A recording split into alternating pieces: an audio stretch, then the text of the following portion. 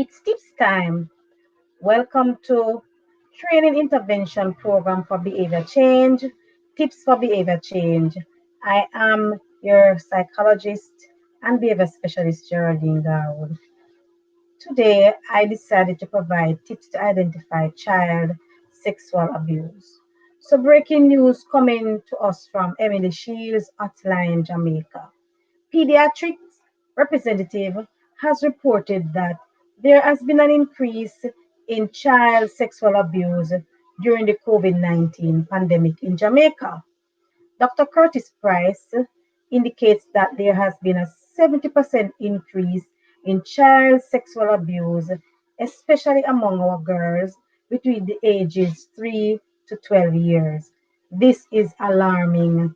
And so I believe that parents need to get some tips so that they can identify if their child is experiencing sexual abuse.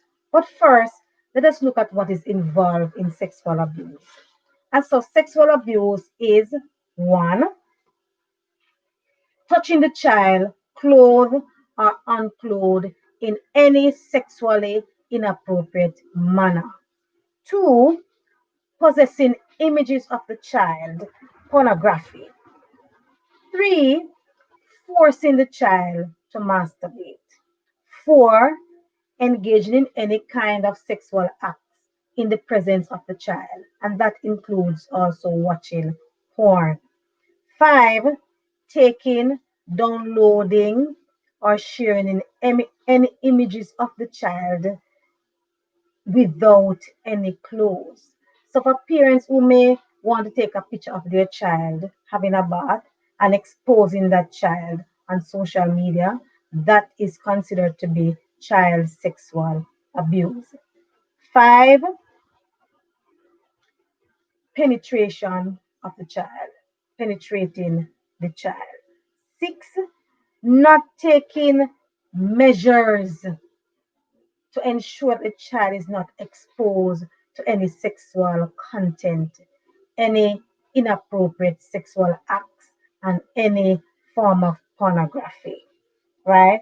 And so these are some of the things that are involved in child sexual abuse. And so, parents, you need to be aware.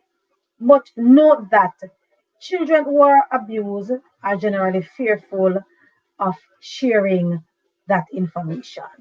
And there are three reasons for that. One, the child may blame themselves, and because they blame themselves, they are afraid of sharing the information with others because they are of the view that if they share the information with an adult, the adult may blame them also.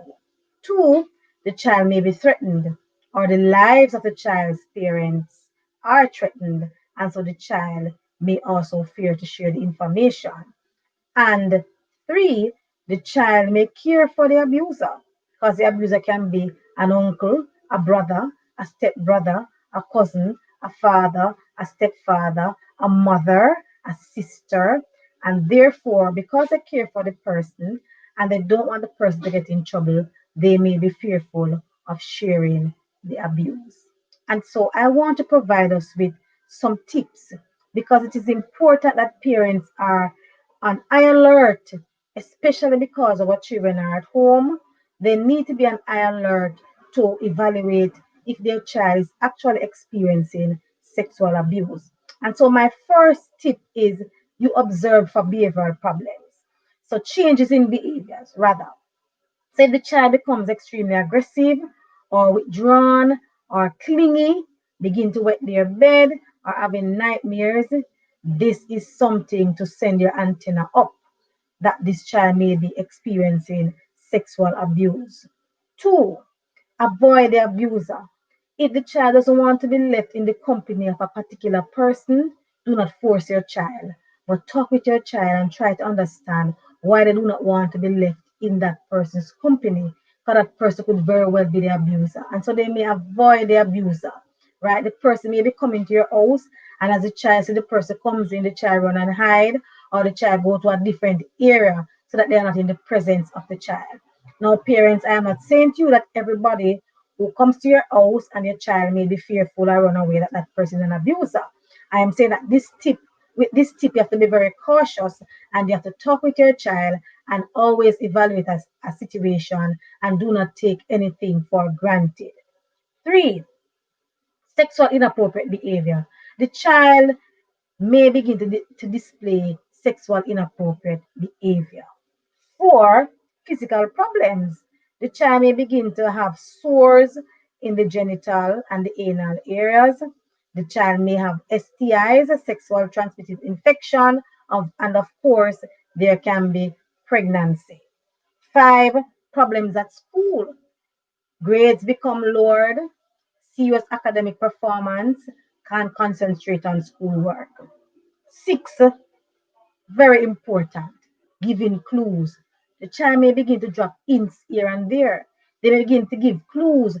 Listen keenly to your child. Listen to your child, parents, right? And listen for the clues because they may not come out openly and say everything at once, but they may be dropping hints. And so I hope that these 6 tips are useful for you today because this information is really cause a concern. And so parents, get your antennas up because your children will be at home for another couple months and we do not want them to be victims of child sexual abuse.